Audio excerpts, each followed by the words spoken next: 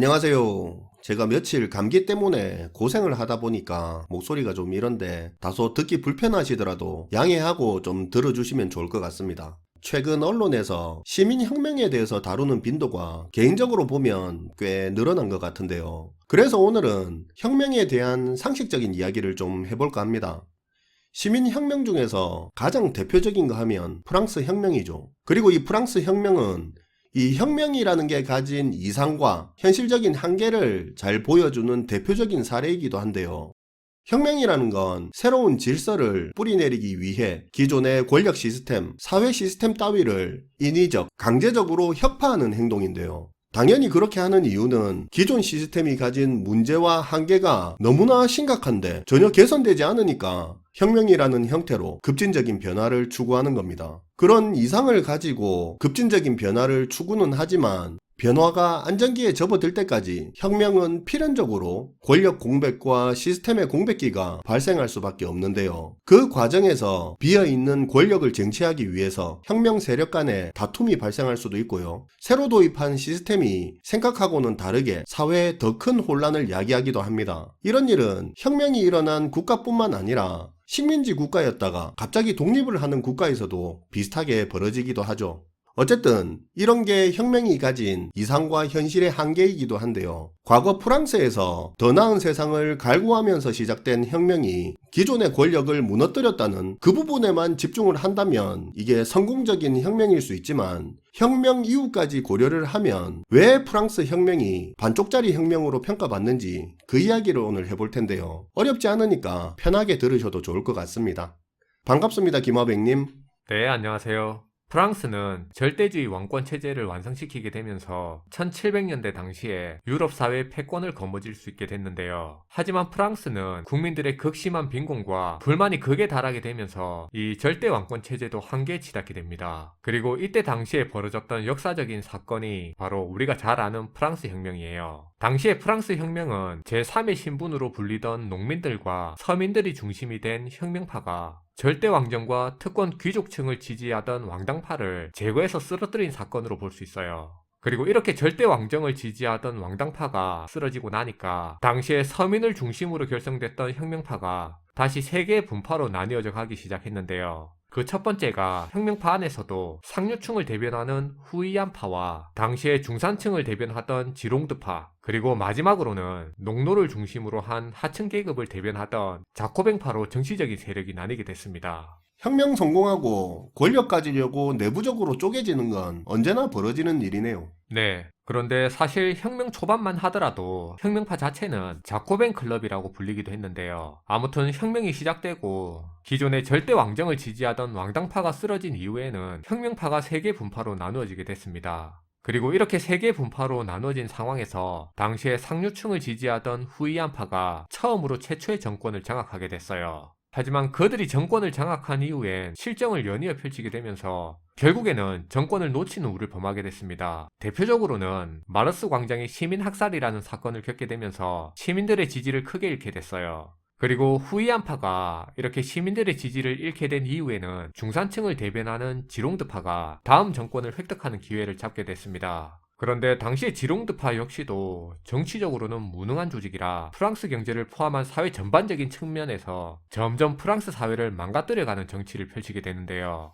게다가 지롱드파가 집권한 당시에는 대외적으로 오스트리아와 프로이센 그리고 영국을 중심으로 한 주변국하고 전쟁을 치르는 상황도 벌어지게 됐습니다. 이런 상황에서 지롱드 정부가 농민을 상대로 한 전쟁 징집령까지 내리면서 대규모의 농민 반란도 일으키는 계기가 됐어요. 당장 농사 지어서 먹고 살기도 힘든데 징집 같은 걸 하고 막상 혁명 성공했는데도 국민들이 기대한 거하고는 다르게 나아지는 게 안 보이니까 불만도 많았겠네요. 그렇죠. 혁명 이후에 안정을 찾지 못했고요. 계속 혼란스러운 정치, 사회 상황이 펼쳐지게 됐습니다. 사실 당시의 지롱드 정부는 정치적으로는 무능한 정부인데다가 정작 의원들도 그 와중에 사리 사욕만 챙기는 부패를 일삼고 있던 상황이라 국민들의 지지를 잃어가기 시작하는데요. 그리고 이렇게 지롱드 정부가 점점 힘을 잃게 되는 상황에서 마지막으로 하층 계급을 대변하던 자코뱅파가 세력을 키우면서 집권을 할 수 있는 기회를 잡게 됐습니다. 하지만 당시만 하더라도 정권을 장악하게 된 자코뱅파의 입장에서는 사실 마냥 기뻐할 상황은 아니었어요. 그건 왜 그렇죠?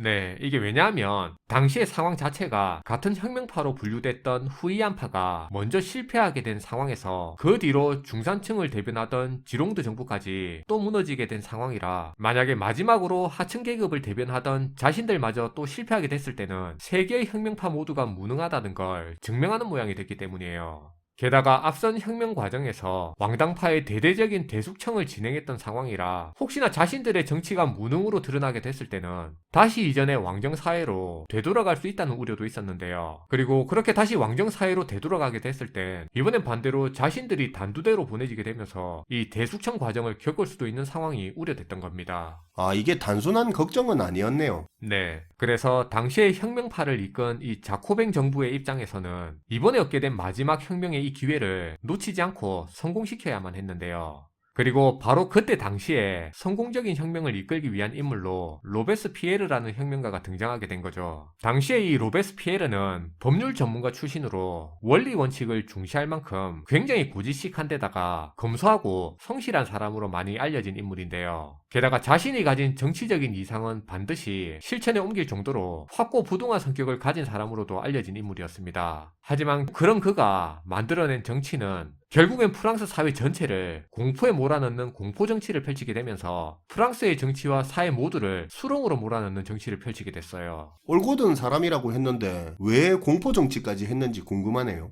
네, 사실 당시에 로베스피에르라는 이 인물 자체는 이상주의에 빠진 혁명가라고 분류할 수 있는 사람이었는데요. 이 사람이 정권을 잡은 이후에 1793년에 들어서 자신이 꿈꿨던 이 이상사회를 반영시킨 신헌법을 공포하게 됐습니다. 로베스피에르가 실시한 신헌법 같은 경우에는 정부의 행포에 대해서 시민들이 반란을 하고 혁명을 일으킬 수 있는 시민들의 저항권을 인정하는 법안인데요. 사실 이 신헌법이라는 법안 자체는 자신들의 정부 수립의 정당성을 부여하기 위한 정책이었어요. 왜냐하면 자신들의 정권 획득 과정 자체가 시민들이 혁명을 통해서 얻게 된 권력이기 때문인데요. 그래서 정부의 횡포에 대해서 시민들의 정당한 저항권을 인정하게 됐을 때 자신들의 정권 획득 과정 자체도 정당성을 부여할 수 있다고 생각을 했습니다. 정부의 정당성을 확보하는 차원에서도 이건 필요한 결정이었네요. 그쵸. 그런데 이렇게 로베스피에르가 시민들의 저항권을 인정한 신헌법을 공포하고 나니까 이후에 곤란한 처지에 놓이게 됐어요. 정작 자신들의 정권에 대해서 농민들의 반란이 일어나게 됐을 때 이들의 반란에 정당성을 부여하는 결과로 작용하게 된 거죠. 아, 그러니까 자신들의 정당성을 확보하기 위해서는 시민들의 저항권을 인정을 해야 되겠지만, 근데 그렇다 하더라도 이게 시민들의 저항의 대상이 자신들이 됐을 땐 또 이게 양날의 칼이 되네요. 네, 그런 거죠.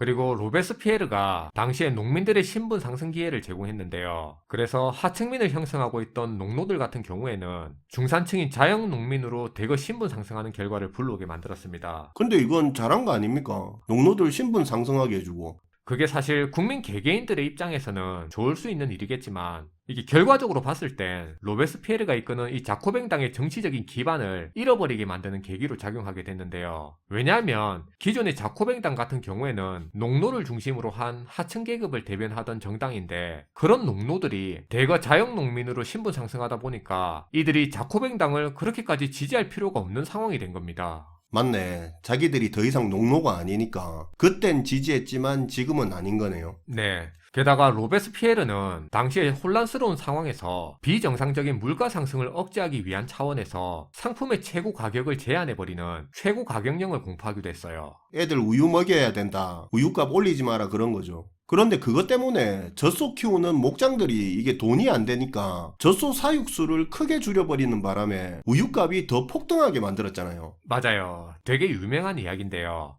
로베스피에르가 생각했던 이상하고는 다르게 이 모든 정책들이 실행된 이후에는 프랑스의 경제와 사회 전체가 무너지는 분위기로 흘러가게 된 거죠. 그리고 심지어는 앞선 지롱드 정권 시절보다 더 안 좋은 상황을 맞게 되면서 시민들의 원성이 더욱 높아지는 결과까지 이르게 됐습니다. 그리고 그러한 상황에 이르게 되니까 로베스피에르는 더욱더 초조한 반응을 보이게 됐는데요. 이 사람은 자신이 펼쳤던 정책이 실패에 이르게 될 때마다 자신의 무능함에 원인을 두기보다는 자신의 정책을 반대한 세력들한테 이 사람들이 방해한 데 원인이 있다고 보고 공포정치의 길에 발을 들여놓게 된 겁니다. 그래서 로베스피에르가 공포정치를 하게 된 거네요. 그럼 공포정치를 어떤 식으로 했습니까? 로베스피에르는 공포정치의 일환으로 당시 반토주법이라는 법률을 통과시키게 되는데요. 반토지법은 당시에 반혁명파로 분류된 사람들의 재산을 몰수해서 가난한 사람들한테 무상으로 빼앗은 재산을 다 배분하는 법이었어요.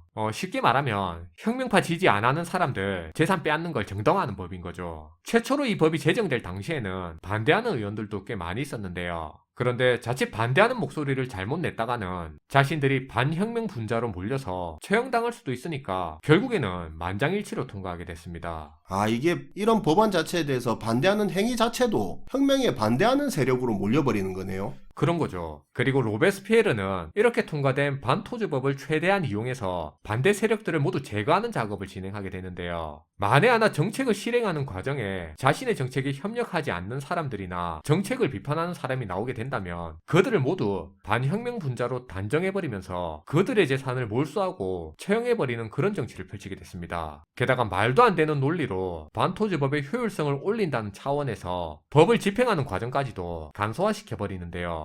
예를 들면 피고인의 신문 절차와 진술서 작성 과정을 모두 없애버리면서 심증만으로도 피고인의 재산을 다 몰수하고 처형할 수 있는 판결의 형태를 만들어버렸습니다. 그리고 피고인을 대변할 변호사 역시도 없애버리면서 법의 판결 자체를 간소화시켜버렸는데요. 이런 상황에서는 단순한 제보나 심증만으로도 처벌이 이루어질 수 있는 상황이라 반토지법을 정적을 쉽게 제거할 수 있는 수단으로 그렇게 활용하게 되면서 공포정치가 극에 달하는 상황을 맞게 됐습니다. 일례로 반토지법이 제정된 이후에 프랑스 사회에서는 처형된 사람의 수가 기하급수적으로 늘어나게 되는데요. 1794년 7월만 하더라도 한 달에 70명 수준의 처형 규모가 이후에는 한 달에만 800명이 단두대에 오르는 결과를 불러오게 됐어요. 결국 이러한 상황은 로베스피에르를 정치적으로 고립되게 만드는 결과에 이르게 하는데요. 그리고 참지 못한 시민들이 각지에서 반란과 쿠데타 사태를 일으키게 되면서 결국에는 로베스피에르 그 자신도 단두대에서 처형되는 결과에 이르게 됐습니다. 그 뒤는 잘 아시는 것처럼 나폴레옹의 왕정 비슷한 체제로 흘러가게 되고요. 어쨌든 혁명이라는 게 더 나은 세상을 기대하면서 기존 권력과 체제를 타파하는 행동이기도 하지만 한편으로는 이상과는 달리 혁명이 직면하게 되는 현실적인 한계도 우리가 프랑스 혁명을 통해서 알 수 있는 부분이 있어요. 어찌 보면 제대로 된 혁명의 성공이라는 게 기존 권력과 시스템을 혁파하는 것까지가 아니라 그 이후에 얼마나 정치 사회적으로 혼란을 최소화하면서 더 나은 시스템을 안정적으로 자리 잡게 하느냐가 혁명의 성공이라고 할 수도 있겠네요. 네, 말씀하신 그 부분까지 같이 보는 게 더 맞을 것 같습니다. 네, 오늘도 잘 들었습니다, 김화백님. 네, 감사합니다. 우리가 보통 혁명이라고 하면 기존 시스템을 타파하는 데만 관심을 가지고 그걸 성공적인 혁명으로 생각하는 경우가 있는데요. 오히려 진짜 과제의 시작은 그 이후인 걸 오늘 과거 프랑스 혁명을 통해서 확인을 해봤습니다. 상식적인 차원에서 도움이 되면 좋을 것 같습니다. 시청해주셔서 감사하고요. 지금까지 나불대화 시간이었습니다.